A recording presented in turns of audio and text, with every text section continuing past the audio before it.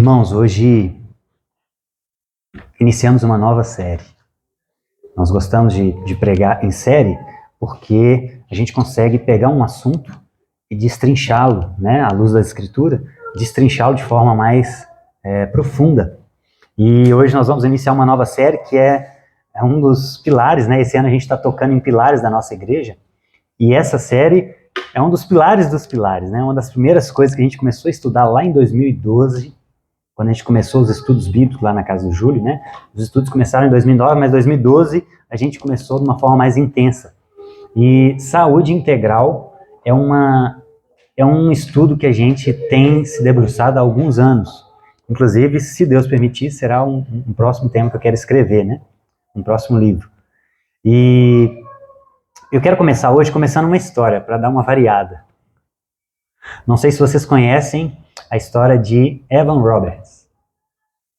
Evan Roberts foi um moço que morou lá na Inglaterra no século XX, no início do século XX, e ele trabalhava numa mineradora de carvão e no local, no condado onde ele trabalhava, basicamente toda a cidade, uma pequena cidade, trabalhavam com carvoaria ou metalurgia.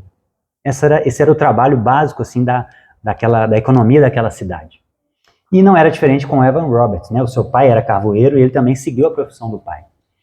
E ele se converte aos 13 anos, e com 13 anos ele é tomado por um fervor em Deus, e Deus coloca no coração dele um desejo de orar para que a sua cidade seja vivificada, que a mornidão espiritual que reinava lá, porque existiam muitos cristãos, que a mornidão ela fosse extinta. Então ele começou a orar com muito fervor para que acabasse essa mornidão espiritual que existia lá. E ele orou por 13 anos. Ele orou por 13 anos com relação a isso, dos 13 aos 26.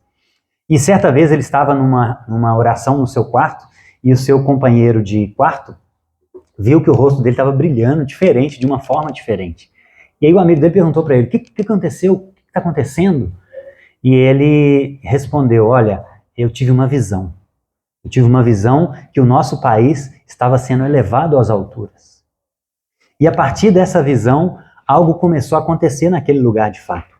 No outro dia, em uma reunião num culto, né, onde ele estava na igreja dele, algo diferente aconteceu naquele dia. Nesse culto, que durou 6 horas, 6 horas de reunião, vocês imaginam? A gente ficar aqui até 3 horas da tarde? Num culto, numa reunião que durou 6 horas, muitas coisas novas começaram a acontecer naquele lugar. Pessoas foram tocadas pelo Espírito Santo, pessoas gritavam, pessoas caíram no chão, cheias do Espírito Santo, e confessando os seus pecados, pessoas que às vezes nunca tinham entrado numa igreja e entraram naquele dia, começaram a confessar os seus pecados, e a partir daquele momento começa-se o avivamento do país de Gales. Não sei se vocês já ouviram falar desse avivamento, o avivamento no país de Gales. E esse foi um dos grandes avivamentos da história e impactou muito aquele país, e outros avivamentos vieram depois dele. Né? Pessoas que saíram de lá ou que foram visitar esse avivamento, saíram e iniciaram outros movimentos em suas localidades. E, gente, em 6 meses de movimento, de avivamento, foram 100 mil conversões, só nos primeiros 6 meses. Então foi algo assim, para aquela cidade que tinha em torno de 500 mil habitantes, foi algo assustador. Foi 20% da população. Sem internet, sem Wi-Fi. Isso foi no ano de 1904 que iniciou esse avivamento, no início do século XX. E seria como se em Belo Horizonte, 20% de Belo Horizonte seriam o quê? 500 mil pessoas? 2,5 milhões, né? Seria como se em Belo Horizonte 500 mil pessoas se convertessem em 6 meses. Vocês já imaginaram o impacto que isso poderia causar em BH? Só em BH, só em Belo Horizonte. E de fato os impactos foram impressionantes. Esse livro aqui é maravilhoso. Se você quer fortalecer a sua fé, leia esse livro, O Avivamento do País de Gales. Ele é bem pequenininho, tem 35 páginas. E os impactos foram absurdos. As carvoarias eram tomadas por homens ogros, né? Homens brutos. E o clima começou a ficar diferente nas carvoarias. Os palavrões, os xingamentos passaram a dar lugar a hinos. Os mineiros, eles passaram a chegar 30 minutos antes para orar. Antes eles chegavam atrasados, agora eles passavam a chegar 30 minutos antes para orar. E o clima mudou, não só na carvoaria, mas nas famílias, porque era um lugar onde tinha muito vício em álcool. Então, em muitos lugares, o álcool deu lugar à comida, a comprar comida para sua família, porque o álcool, ele, não só o álcool, mas qualquer vício, ele suga dinheiro das pessoas. E os homens começaram a ficar mais perto das suas famílias. Deixaram de ir para os bares para ficar em casa com as suas famílias. E, gente, o mais impactante que me impactou, o mais interessante que me impactou foi a polícia. A polícia passou a ficar ociosa. Acabaram as ocorrências. A ponto de dos militares terem que fazer quartetos para cantar nas igrejas. Porque eles não tinham mais o que fazer. Né? A bandinha lá da polícia militar, do lugar, teve que passar a ter mais trabalho na música. Por quê? Porque as cadeias estavam se esvaziando. Não tinham mais criminalidade na cidade. Mas o mais impactante do ponto de vista do triste, né, o mais triste dessa história, que tem a ver com a nossa mensagem de hoje, é que esse avivamento durou 1 ano e 6 meses, 18 meses apenas, mas com esse grande impacto. Mas o mais sério que ocorreu Evan Roberts teve um burnout. Ele teve que ser afastado fisicamente e psicologicamente e não voltou para o ministério. Em 18 meses, ele acabou com a sua saúde. Em 18 meses, ele foi afastado de algo grandioso que Deus estava usando ele para fazer naquele lugar. E isso automaticamente leva a gente para refletir sobre esse assunto que nós vamos começar a trabalhar agora a partir dessa série, saúde integral. Por quê? Porque nós não somos um espírito que habitamos numa carne, um corpo, né? Essa é uma frase muito comum no nosso meio. Nós somos corpo, somos alma e somos espírito. Somos tudo isso. Isso faz parte da nossa natureza. Nós somos humanos. Vem de humus, terroso, né? Adão, terra, vem da terra. Nós somos terroso. Isso faz parte da nossa natureza. Então, essa espiritualização excessiva, nós vamos entender hoje de onde veio isso e vamos tentar desconstruir um pouco isso, olhando para a Escritura. E a grande moral dessa história não adianta a gente ser cheio do Espírito Santo, mas não ter saúde para cumprir o chamado de Deus. Né? Esse tem sido o meu lema assim, de trabalho, inclusive. Não adianta sermos cheios do Espírito, mas não ter saúde para cumprir o chamado que Ele tem nos chamado. Da mesma forma, não adianta ter saúde perfeita e não conhecer a vida eterna, não conhecer a Cristo. Nós precisamos de saúde integral. Nós precisamos ter saúde em todas as áreas da vida. Senão, como o Daniel colocou lá não sei se vocês entenderam a arte, aquele banco de 3 pés, exatamente por isso. Porque nós temos que estar equilibrados em corpo, alma e espírito. Porque se um deles estiver diferente de outro, nós seremos um banco manco. Seremos uma pessoa torta. Não seremos uma pessoa plena. E se você pensar um pouco na sua vida, você deve conhecer alguém assim. Talvez você conheça uma pessoa que é muito espiritual. Mas muito. Deus fala com ela. Mas ela às vezes está acima do peso, às vezes está com obesidade, tem dificuldade de se locomover. Às vezes fica diversas vezes internado no hospital porque precisa tratar alguma coisa. Ou seja, ela não tem a potência máxima de que ele poderia dar para Deus nessa terra. E ele vai ficar aquém do que ele poderia ser. Do outro lado, a mesma coisa, né? Isso é mais comum ainda. Pessoas que estão com shape em dia, mas não conhecem a Deus. E aí aquele shape vai apodrecer. Não é que é errado ter um shape. Não é que é errado cuidar da saúde. A questão é qual a motivação disso. E se está manco. Se o outro lado está em falta. Entende? Não é a questão de não cuidar do corpo, de não ter um cuidado com a estética, inclusive. Não é isso. A questão é ser equilibrado. É ser saudável em todas as áreas. Então nós precisamos do nosso corpo para servir a Deus. E no Espiritismo existe um conceito muito interessante, que é o de cavalo. Não sei se vocês já ouviram falar. Na doutrina espírita, o cavalo é aquela pessoa em que o espírito monta para falar, para fazer a sua ação, né?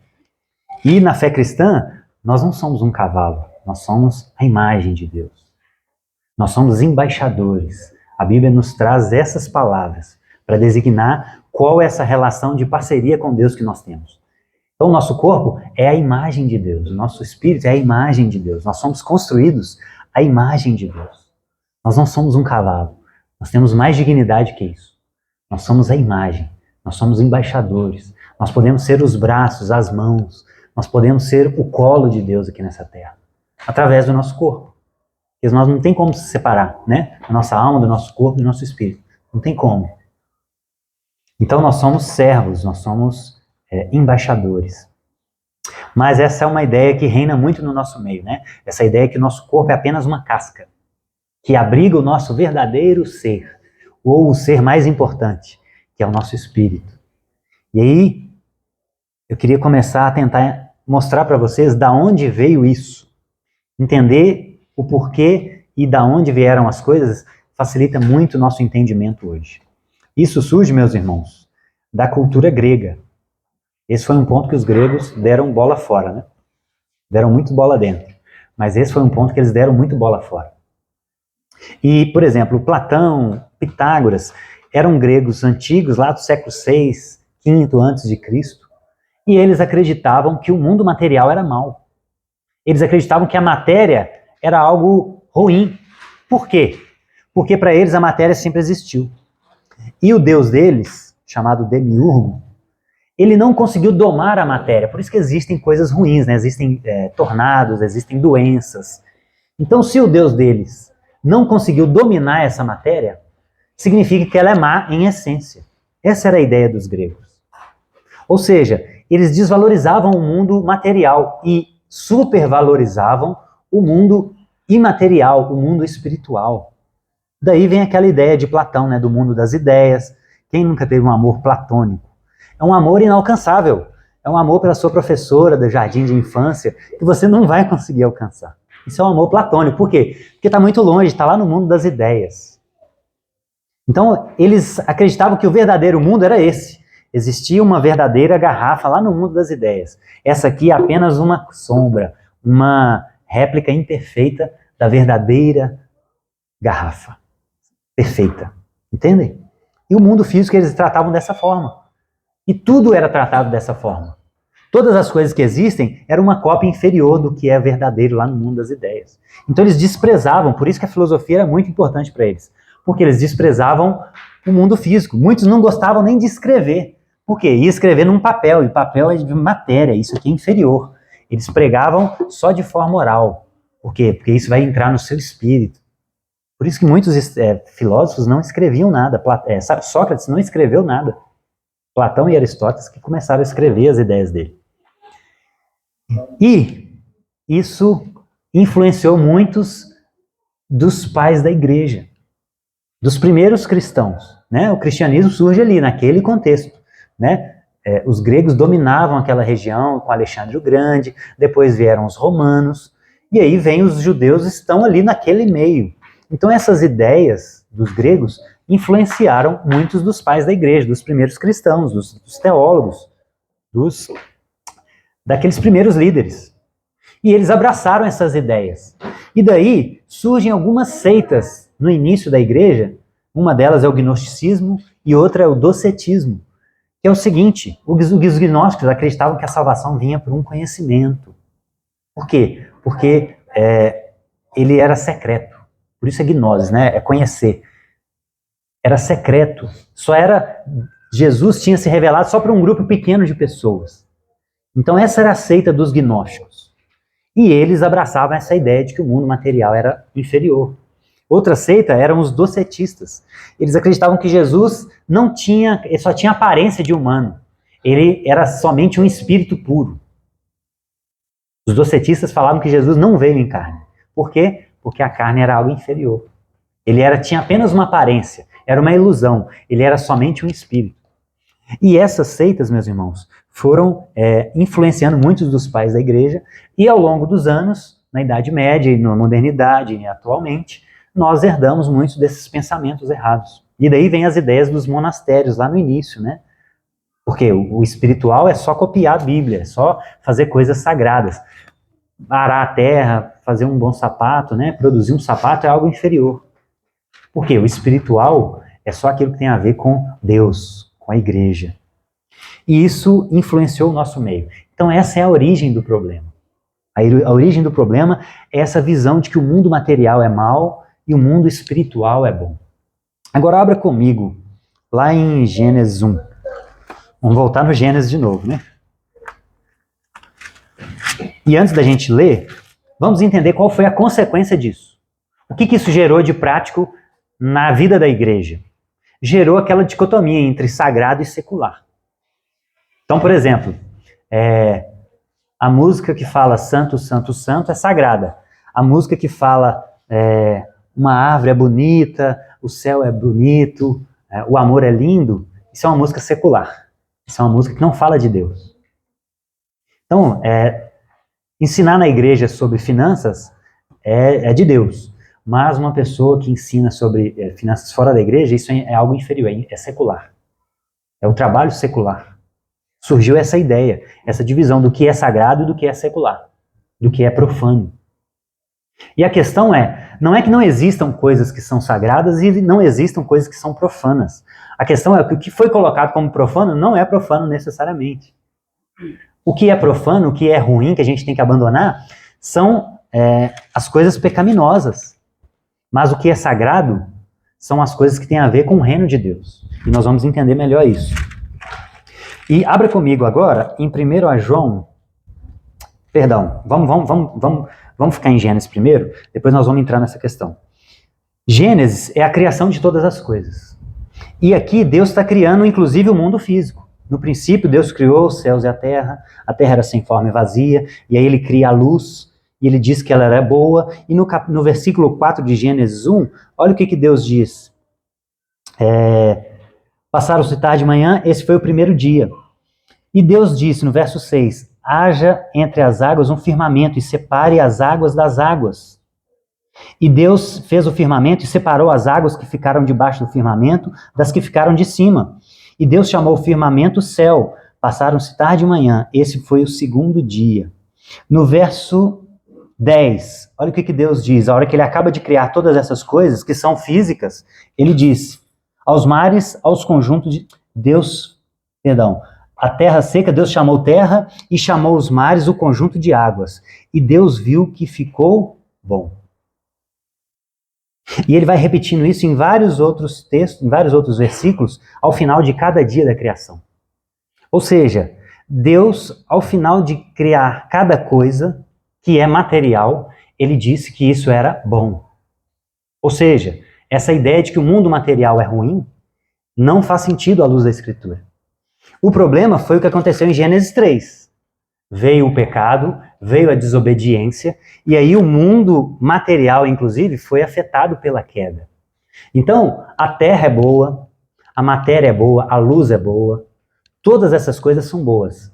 O que foi o intruso foi o pecado. O pecado fez com que surgissem espinhos e abrolhos, o pecado fez com que surgissem doença no nosso corpo, o pecado fez com que surgissem tufões, granizo, tudo isso que destrói a natureza, destrói a criação. O problema foi o pecado, não o mundo físico. Percebam a diferença? Tudo é bom, mas o pecado corrompeu essas coisas. E um dia vão ser restauradas como era no princípio. E ela vai continuar sendo boa como era. Hoje ela só está manchada pelo pecado, pela ação do pecado no mundo. Mas a criação é boa. Então essa ideia de que existem coisas que são profanas, um sapateiro é uma profissão profana, isso não faz sentido, porque nós precisamos de sapato. Isso faz parte do reino de Deus na terra. Nós precisamos de advogados, nós precisamos de médicos. Então uma pessoa que trabalha nessas áreas, se ela foi chamada por Deus, ela está num trabalho sagrado. Ela está executando algo para glorificar Deus pelas suas mãos, pelo fruto das suas mãos, porque foi Deus que deu esses dons para ela. E isso faz parte da multiforme sabedoria de Deus na atuação desse mundo. Então tudo isso é bom. O problema é o que é pecaminoso. O problema é a concupiscência da carne. O problema são a cobiça dos olhos. É isso que João vai falando lá, olha, não ame o mundo, não ame o que há no mundo, a cobiça dos olhos, a concupiscência da carne. Não é o mundo material. Então, o mundo material é bom, meus irmãos. O problema foi o pecado que entrou no mundo. E isso nós vemos já desde o início. Deus falando ao final de cada dia, isso é bom. Isso ficou muito bom. O problema foi o pecado que desfigurou tudo. E aí, existem 3 confusões bíblicas que eu quero tratar com vocês hoje nessa mensagem. 3 coisas na Bíblia que geram essa confusão em nós. E não é à toa, irmãos. Não é à toa, porque toda seita, a origem delas são as Escrituras.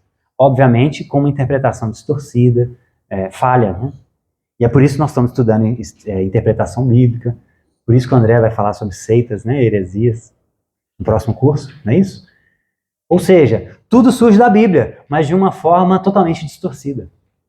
Então, 3 ideias da Bíblia que foram distorcidas e que geram essa confusão no nosso meio. A primeira é a que eu já falei. João fala, agora eu quero que você abra comigo, em 1 João 2. Onde Gênesis, lá quase no final da Bíblia, ó. Quase os últimos livros. 1 João 2,15.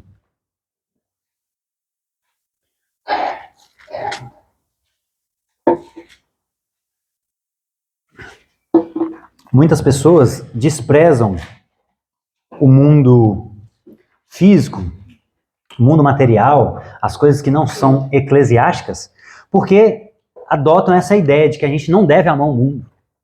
Por quê? Porque João falou isso, olha, João 2,15. 1 João 2,15. Não amem o mundo, nem o que nele há. Não amem o mundo, nem o que ele há. E aí as pessoas desavisadas já começam a criar essa ideia, né? Nossa, então a gente tem que se afastar das coisas do mundo, tem que se afastar de política, de tudo que tem a ver com esse mundo. Nós temos que focar na pregação do evangelho apenas. Essa é a ideia que se cria em torno dessa distorção, dessa ideia de que a gente não deve amar o mundo. Mas o próprio João já explica, olha só, continua lendo para você ver. Se alguém ama o mundo, o amor do Pai não está nele. Pois tudo o que há no mundo, o quê? A cobiça da carne, a cobiça dos olhos, a ostentação dos bens, não provém do Pai, mas do mundo. O mundo e a sua cobiça passam, mas aquele que faz a vontade de Deus permanece para sempre. Então, meus irmãos, no próprio texto já fica muito claro o que João está querendo dizer. O que a gente não deve amar no mundo é o pecado que entrou no mundo. Não é o mundo em si, não é as pessoas do mundo, não é a criação do mundo, não é isso. Até porque pro mesmo João que escreveu essa carta, lá em João 3,16, no versículo mais famoso da Bíblia, o que ele disse? Deus amou o mundo. Deus amou o mundo. E a palavra ali é a mesma, o mundo aqui é cosmos, é a totalidade das coisas. E a aplicação que ele faz aqui é a ordem caída desse cosmos. Não ame a ordem caída, não ame as ideias que são contrárias ao caráter de Deus que está presente nesse mundo. E ele começa a listar algumas coisas. A ostentação, a cobiça da carne, a cobiça dos olhos. Essas coisas a gente não deve amar, essas coisas a gente deve fugir delas. Mas a gente deve amar o mundo. Em qual sentido? Amar a totalidade das pessoas, amar a criação. Até porque, como eu falei, nós somos embaixadores. E se Deus colocou Adão para cultivar o jardim, e a gente falou isso na pregação sobre vocação, a nossa vocação hoje é continuar cuidando do jardim. Por isso nós temos que zelar pela natureza. Por quê? Porque nós somos embaixadores de Deus, que Ele que criou, e Ele colocou o nosso primeiro pai para cuidar. E o problema foi que o pecado entrou no mundo, e a gente hoje só quer devastar. A gente não quer cuidar, preservar. A gente só quer usufruir, consumir. Mas nós temos que cuidar da criação. Nós temos que amar o mundo nesse sentido. Nós temos que rejeitar o mundo caído, a ordem caída desse mundo. Essa é a ideia que João está querendo dizer. Ficou claro isso? Então essa é a primeira ideia equivocada que as pessoas trazem para o meio da igreja. Não ame o mundo. Então a gente precisa estar bem claro o que a gente não deve amar no mundo. São as coisas pecaminosas desse mundo. Mas nós temos que amar, inclusive, as pessoas pecadoras desse mundo. Temos que, na verdade, o nosso chamado é exatamente ir atrás deles, né? Ir de pregar o evangelho não é para quem já está salvo, é para quem não conhece a Deus ainda. Então nós temos que amar essas pessoas. Nós temos que estar na política, né? O Felipe é a expressão de alguém que está amando o mundo. O que mais precisa no nosso mundo do que a política? O que mais precisa do mundo do que o direito, do que a área da saúde, o enfermeiro? O que mais precisa? O mundo precisa das escolas, né? Temos as professoras aqui na igreja. O que mais precisa de uma luz do que uma escola? Gente, a Lídia trabalha lá no Dorcas, que é uma escola aqui na base da Pedreira Parado Lopes. E são histórias assim, as crianças da Pedreira que estudam lá. São histórias. Se a gente precisa de pessoas naquele lugar, amando o mundo, amando as pessoas que estão lá. Porque é elas que precisam, elas que estão doentes. Crianças que às vezes vão cheias de piolhos, cheias de marcas de violência para a escola. Então precisamos amar o mundo nesse sentido. O mundo está clamando. E o nosso Pai amou, e nós amamos também. A gente imita Ele. Por isso nós somos cristãos, né? Pequenos cristos. Então essa primeira ideia errada, a gente precisa tirar da nossa cabeça. Nós temos que rejeitar os pecados que existem no mundo. Não o mundo em si, não as coisas criadas, o mundo material, nosso corpo, as coisas que estão fora da igreja, a política, a arte. Tudo isso a gente tem que amar. A gente precisa de bons cristãos lá para fazer uma boa arte, para fazer um bom direito, para fazer um bom obturação. Precisamos de um bom dentista. Porque tudo isso faz parte do reino de Deus. Deus ama o mundo e Ele está restaurando o mundo exatamente na vocação de cada um. Então vamos amar o mundo. Combinado? Segunda confusão. Essa é mais... Eu coloquei da mais fácil para as mais difíceis. A segunda é muito difícil. Por quê? Abra comigo lá em 2 Pedro, capítulo 2. Volta um pouquinho. Nós estamos em 1 João, só voltar um pouquinho e já vai para 2 Pedro. 2 Pedro 3 é um texto difícil. Por quê? Porque muitas pessoas, inclusive, justificam o seu sedentarismo nesse texto. 2 Pedro, capítulo 3, verso 7. Olha só que interessante. Agora o negócio começa a ficar mais difícil. Vamos precisar de mais atenção agora. Olha o que Pedro diz. Pela mesma palavra, os céus e a terra que agora existem estão reservados para o fogo, guardados para o dia do juízo e para a destruição dos ímpios. Não se esqueçam disso, amados. Aí ele vai falar do dia, né? Para o Senhor, um dia é como 1000 anos e 1000 anos é como um dia. O Senhor não demora a cumprir a sua promessa, como alguns julgam.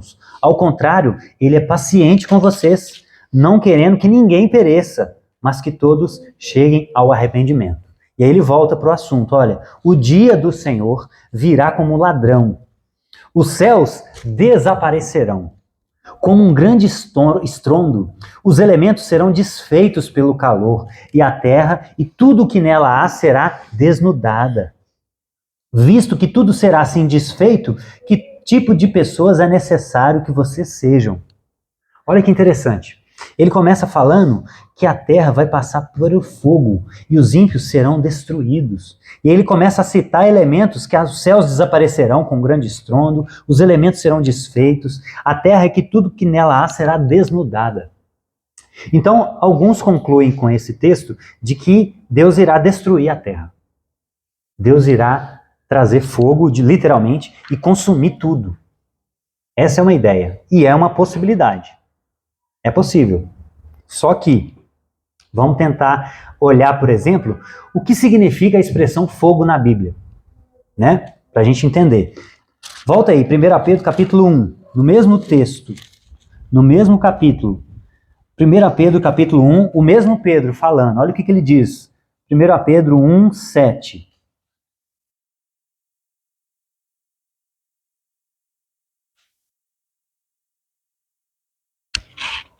Ó, eu tô em 2 Pedro, por isso que eu não tô achando. 1 Pedro 1,7. O mesmo Pedro, o que ele diz? Olha só. Assim acontece, ele está falando da fé. Né? No versículo 5 ele começa a introduzir o assunto, que mediante a fé vocês são protegidos pelo poder de Deus. Então ele está falando da fé. No verso 6 ele fala sobre provação. Nisso vocês exultam, ainda que agora por um pouco tempo vocês devam ser entristecidos por todo tipo de provação. Então ele está falando de provação da fé. Aí no verso 7 ele diz, olha, assim acontece, para que fique comprovado que a fé que vocês têm, muito mais valiosa que o ouro que perece, mesmo que refinado pelo fogo. Ela é genuína e resultará em louvor e glória e honra. Então aqui Pedro introduz uma analogia, uma metáfora, que é o seguinte, a fé de vocês vai ser provada assim como o ouro é provado pelo fogo. Estão entendendo a ideia? Agora abra comigo em 1 Coríntios 3, volta um pouquinho. 1 Coríntios 3. Paulo está falando da edificação da igreja, e ele está falando que alguns constroem um bom fundamento e outros não. 1 Coríntios 3, 13. E aí no verso 10 ele diz que ele lançou o alicerce, né, do evangelho, para construir a igreja, o edifício da igreja. Ele lançou o alicerce e outro está construindo sobre ele. Contudo, cada um veja como constrói. Verso 11. Ninguém pode colocar outro alicerce além do que já foi posto, que é Jesus. Se alguém constrói sobre esse alicerce, usando ouro, prata, pedras preciosas, madeira, feno ou palha, sua obra será mostrada, porque o dia trará a luz, pois será revelada pelo fogo, que provará a qualidade da obra de cada um. Então olha que interessante, Paulo também usa a analogia do fogo. O que ele está dizendo? Olha, eu lancei o alicerce, Apolo regou e o crescimento veio de Deus. Cada um teve um trabalho importante na edificação da igreja. Cada um teve uma participação. Cada um teve uma boa obra. Mas um dia, essa obra será provada pelo fogo. E se o que eu fiz for ouro, pedra preciosa, ela passará pelo fogo e não será destruída. Mas, se as obras de outro forem feno e palha, elas serão provadas pelo fogo. Então, agora o último texto que eu quero no Antigo Testamento, porque isso vem já do Antigo Testamento. Abra comigo em Isaías capítulo 4. Isaías capítulo 4. Salmos, Provérbios, Cantares, Isaías. Isaías 4, 4.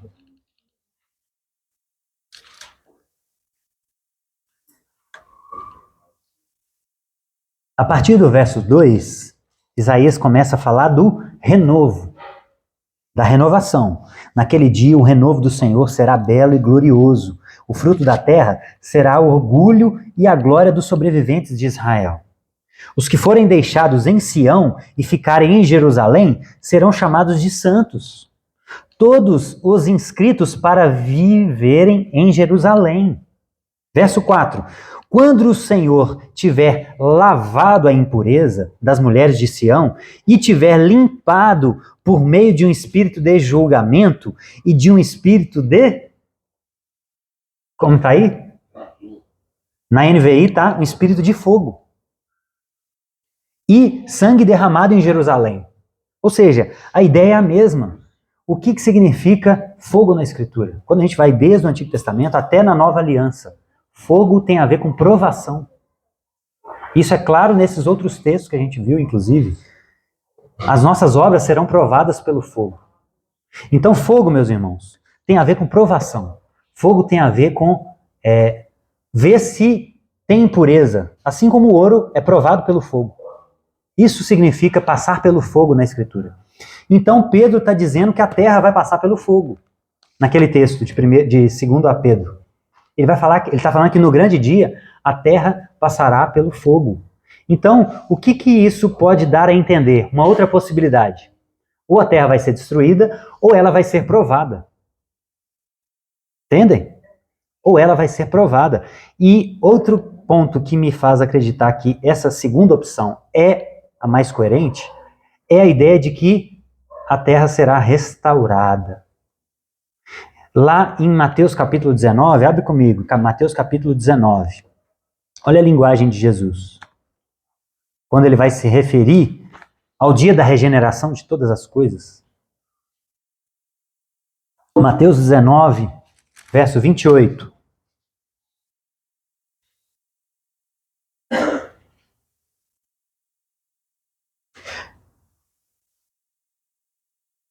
Aqui os discípulos estão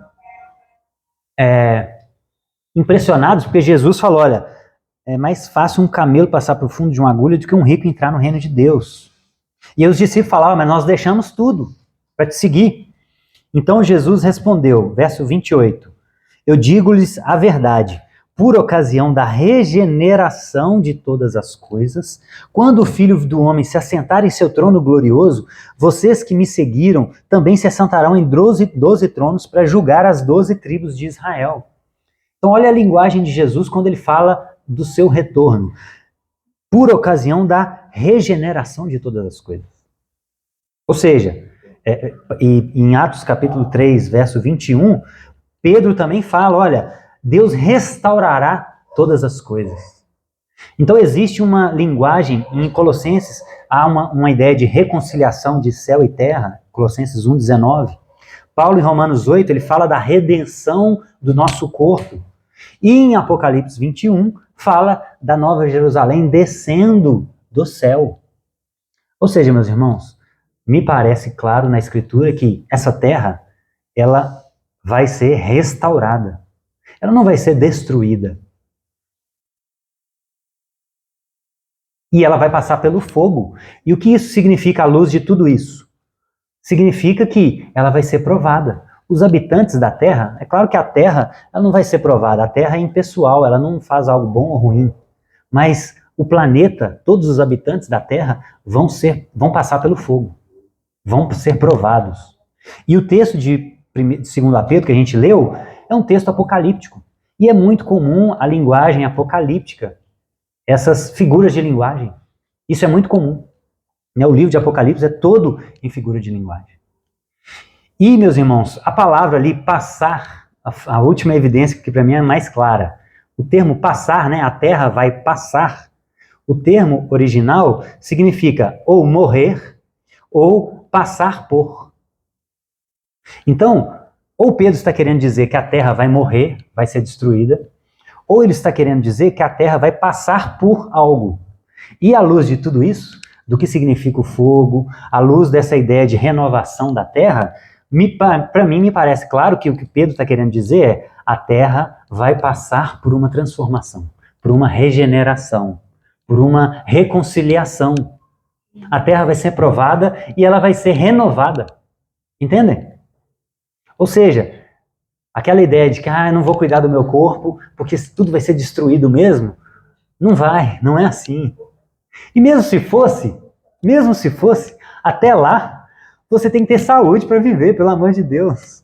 Não precisa dessa ideia de que o mundo vai ser destruído para você cuidar do seu corpo, pelo amor de Deus. Mas a terra ela será renovada. Ela vai passar pelo fogo porque ela vai ser provada. E as obras de cada um de nós vão ser provadas, vão passar pelo fogo. E aquilo que for feno, palha, vai queimar. E aquilo que a gente tiver feito, que Deus nos pediu para fazer, vai ser pedra preciosa. E vai passar pelo fogo intacto. Entendem? Analogia? Então, a terra vai ser renovada. Então, cuide do seu corpo. Cuide das coisas materiais desse mundo. Cuide de coisas que também não são espirituais. Porque tudo é para a glória de Deus. Tá? Ficou claro esse ponto? O último é o mais difícil. O último ponto é o mais difícil. Abra comigo lá em 1 Timóteo, capítulo 4. Porque esse aí toca no meu tendão de Aquiles, né? Paulo está criticando as academias. Será que Paulo estaria criticando as academias, meus irmãos? Olha que interessante. 1 Timóteo, capítulo 4, verso 8. Olha o que Paulo fala. O exercício físico é de pouco proveito. 4:8. 1 Timóteo 4:8.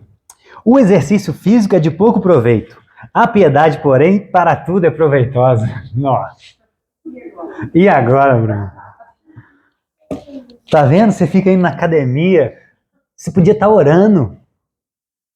Não é isso que as pessoas falam? Não sei se vocês já ouviram falar, né?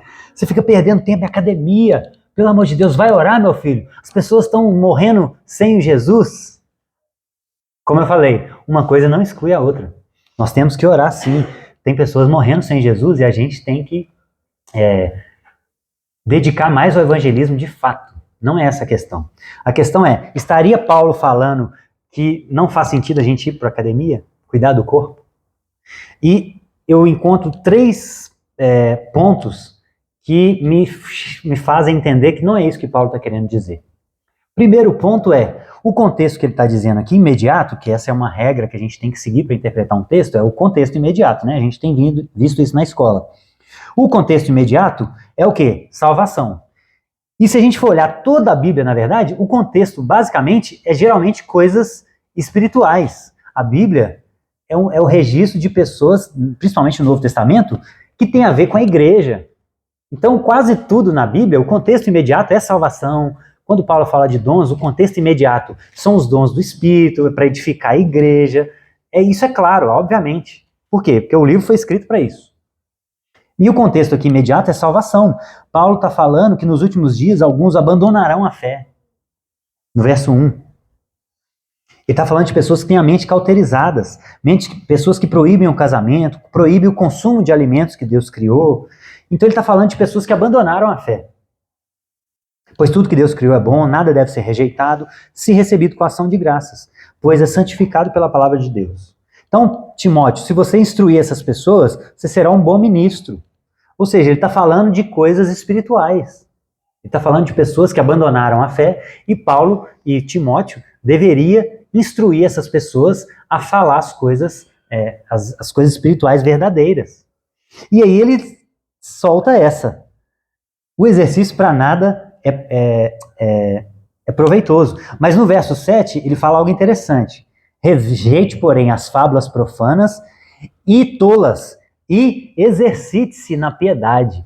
Então, o fato dele ter falado de exercício aqui é porque ele usou essa analogia de exercitar na piedade, no verso anterior. Então, ele está falando, olha, seja um atleta da piedade. Seja um atleta da piedade. Se exercite na piedade. Da mesma forma como os gregos se exercitam para receber aquelas coroas no final das suas corridas, exercite-se na piedade. Entende? E aí que ele fala, o exercício para nada é proveitoso. Ou seja, em questões espirituais, obviamente, o exercício para nada é proveitoso. Então, se você quer ser salvo, você não tem que ir para a academia. Obviamente. Da mesma forma, se você quer emagrecer, não existe unção do emagrecimento. Não é? Então, assim, a coisa funciona para os dois lados. Eu postei recentemente um vídeo de uma unção do emagrecimento, né? Aquilo ali para mim é uma aberração, assim, é uma distorção do que é o mundo material, do que é o mundo espiritual. Se você quer emagrecer, você não tem que orar. Você pode orar para Deus te dar força, coragem, te largar a preguiça. Obviamente que você tem... Porque isso aí Deus pode fazer. E Deus pode, inclusive, queimar gordura também. Para um Deus que criou o universo, queimar gordura não é o problema. Queimar alguns quilos de gordura não é o problema. A questão é, não é assim que Deus funciona, gente. Deus não faz coisas que a gente pode fazer. Entende? Eu já, inclusive no vídeo que eu postei lá, a pessoa que recebeu a oração da unção, acho que ela caiu com o mesmo peso. Eu não vi ela emagrecendo. A não ser que Deus foi fazendo um processo, né? A não ser que essa foi a estratégia. Não, daqui 3 meses vocês voltam que vocês vão ver a irmã. Mas aí, como é que vai saber que foi a unção, né? Que foi um milagre? Exatamente. Como é que vai saber que é um milagre?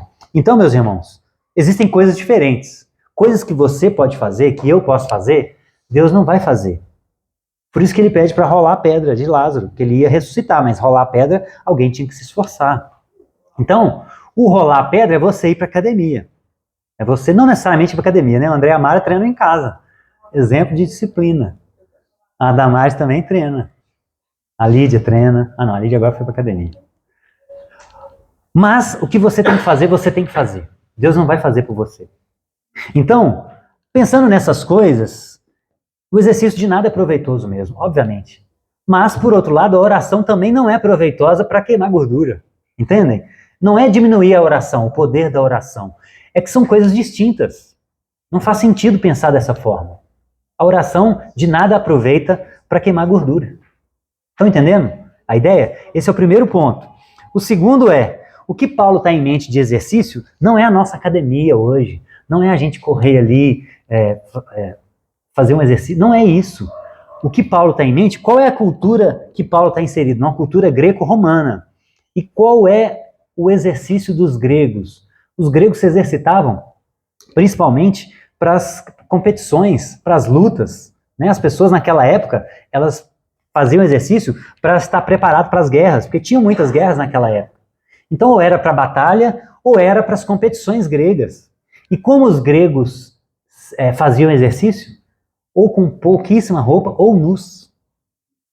Então, isso era que um judeu, como Paulo, enxergava como fazer exercício. Era aqueles exercícios que os gregos faziam, sem roupa. Já imaginou isso para um judeu do século I? Era uma aberração. Porque o culto ao corpo, os gregos propulsionaram muito isso, né? Essa ideia de culto ao corpo. Já viram as estátuas gregas, né? É um modelo ideal de corpo. Então é isso que Paulo está em vista também. Além de não ter nada a ver a exercitar para coisas espirituais, o exercício que Paulo está em mente é o exercício, a ginástica grega, que envolvia culto ao corpo e práticas sem roupas. Então, obviamente, que nesse contexto, também o exercício é pouco proveitoso. E por último, nesse contexto, meus irmãos, não existia tecnologia que a gente tem hoje. As pessoas naquela época, elas tinham que sair para buscar água, elas andavam de um lugar para o outro, elas se movimentavam muito mais. Então, naquele tempo, não era nem necessária academia. Academia é uma invenção moderna porque nós não movimentamos mais. Nós apertamos o botão, o vidro sobe, nós apertamos o botão, a canal muda, nós apertamos o botão, vamos para o 20º andar. A gente não movimenta mais como eles movimentavam.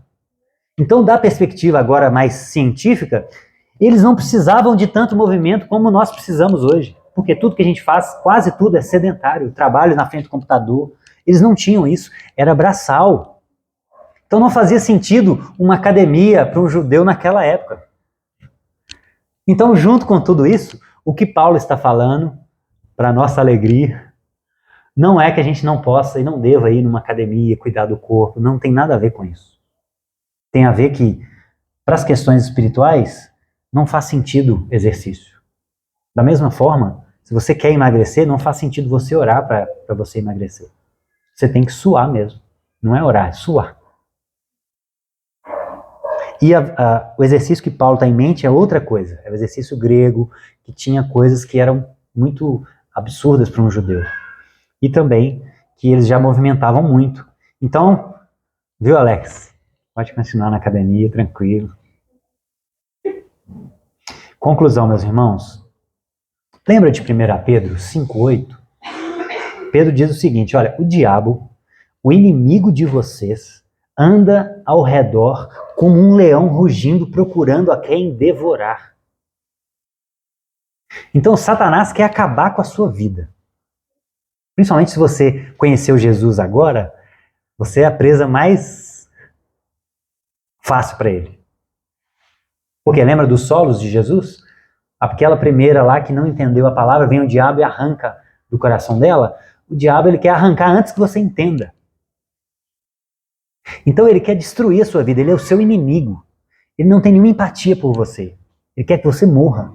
Ele quer acabar com a sua vida, com a sua cabeça, ele quer acabar com o seu corpo, ele quer acabar com o seu casamento, com as suas finanças. Ele te odeia com todas as forças dele. Isso é o diabo. Esse é o nosso inimigo. E agora pensa comigo. De onde viria essa ideia? Não cuide do seu corpo, não. Não preocupa com política, não. Isso é coisa secular, só preocupa em evangelizar. Quem teria mais interesse em que o nosso corpo se define, que venham doenças, em que a política só entre gente ruim, em que a arte seja degenerada, só com música ruim, só com letras ruins? Quem é o mais interessado nisso? Me responda. É o diabo. É ele que quer acabar com todas as coisas. Ele é o nosso inimigo. Então é ele que fica falando no seu ouvido para você não ir para academia. É ele, isso é a voz dele. Não acha que você está orando lá e fala, opa, revelação, olha só, hoje, olha Deus falando. Não, isso é o diabo. Ele que quer que você define. Ele que quer que você tenha limitações. Ele que quer que você tenha dores. Para você não conseguir levantar para trabalhar, para glorificar a Deus. É ele que quer que você fique mancando, que você tenha diabetes para machucar o dedo e não cicatrizar e cortar o seu dedo. Porque aí você não vai conseguir trabalhar. Ele quer destruir a sua vida de toda forma. É ele que quer fazer isso com você. Então não caia nessa ideia. Cuide do seu corpo, cuide das coisas que Deus tem te confiado, mesmo que não sejam coisas eclesiásticas. Se você foi chamado para a política, seja um excelente político. Se você foi chamado para a arte, seja uma artista cristã. Cuide dessas coisas, porque foi criação de Deus. É tudo bom. O problema é o pecado que desvirtuou tudo. A arte é boa, a política é boa, a música é boa, o corpo é bom, mas o pecado distorceu tudo isso. Então não caia nessa. O diabo é o mais interessado em destruir a sua vida. E eu queria finalizar com o texto de João também, porque João 1, 1 a João, nós estamos em 1 Timóteo, vai um pouquinho mais para frente, em 1 a João. Por quê? Porque João teve problema com os gnósticos. Lembra daquela seita que acreditava que o mundo material era ruim? Os evangelhos, as cartas de Paulo foram escritas a partir do ano 50, 60, 70 depois de Cristo. 10, 20, 30 anos depois da morte de Jesus. João escreve já no ano 90, num momento onde a fé cristã já está mais estabelecida, inclusive as seitas. Né? Os apóstolos foram pregando em toda aquela região da Ásia Menor, e aí o diabo também infiltra nesses meios, e surgem as seitas. Inclusive o gnosticismo surgiu nessa ideia. E aí, meus irmãos, olha o que João diz, João 1, 1 a João 1, o que era desde o princípio, o que ouvimos, o que vimos com os nossos olhos, o que contemplamos e as nossas mãos apalparam. Isso proclamamos a respeito da palavra da vida. No capítulo 4 do mesmo João, olha só, 1 João 4, olha o que ele diz. Amados, não creiam em qualquer espírito, mas examinem os espíritos para ver se eles procedem de Deus. Porque muitos falsos profetas têm saído pelo mundo. Vocês podem reconhecer o Espírito de Deus deste modo. Olha o critério. Todo espírito que confessa que Jesus Cristo veio em carne procede de Deus.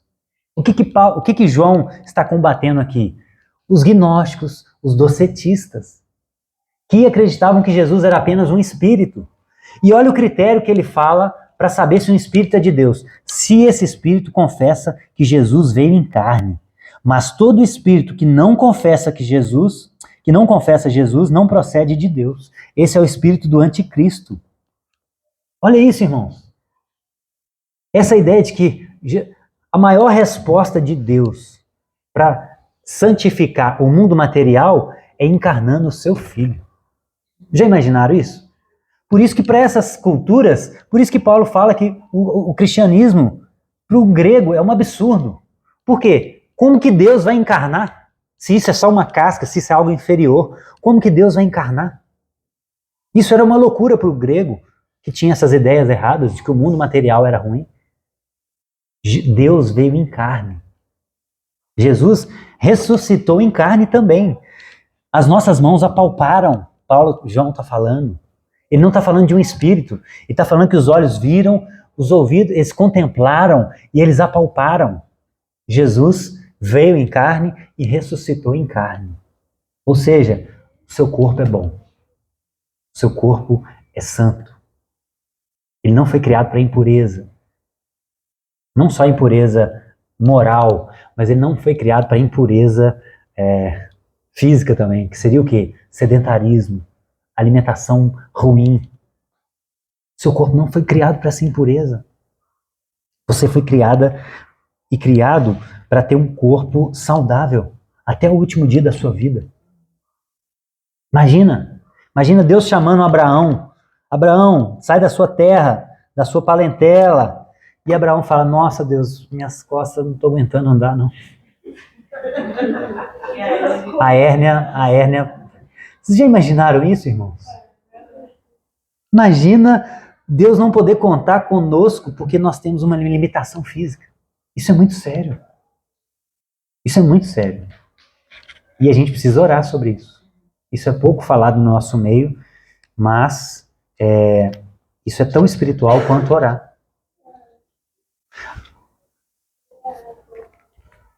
Evan Roberts foi abortado da sua missão por causa de limitações físicas e psicológicas.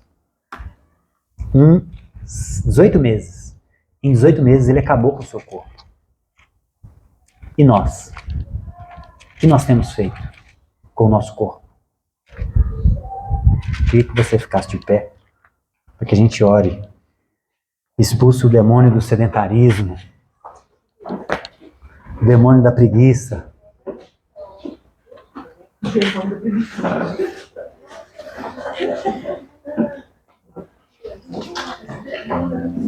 Senhor Jesus, o Senhor se encarnou, Pai, que coisa maravilhosa. O Senhor ressuscitou em carne e o Senhor glorificará a nossa carne também. Ela será restaurada. Ajude-nos, Senhor, cada um de nós. Sabemos o quanto é difícil isso para nós. O quanto é difícil resistir a alimentos que dão prazer à boca. Sabemos o quanto é difícil. Sabemos o quanto é difícil ser ativo fisicamente. É difícil, Pai. Mas queremos pedir, Senhor, que a partir de hoje, o Senhor nos ajude os meus irmãos a olhar essas áreas com outros olhos. A olhar o cuidado com o corpo, o cuidado com as suas profissões, o cuidado com tudo aquilo que é material, que é terreno, entre aspas, como algo do Senhor, Pai, como algo santo, digno. Nos ajude a separar aquilo que é o pecado dentro da nossa vida terrena, as roupas inadequadas, os comentários inadequados, as profissões inadequadas, as músicas, as letras que são inadequadas. Nos ajude a separar as coisas pecaminosas das coisas que são boas. O cuidado do corpo é bom. A vaidade em excesso que é o problema, é um pecado, mas o cuidado mínimo com o corpo é bom, Pai. Nos ajude a enxergar essas coisas com outros olhos. Ajude-nos quando estivermos diante de um prato de comida, Pai, a termos domínio próprio. Nos ajude, Senhor. Precisamos disso, Pai.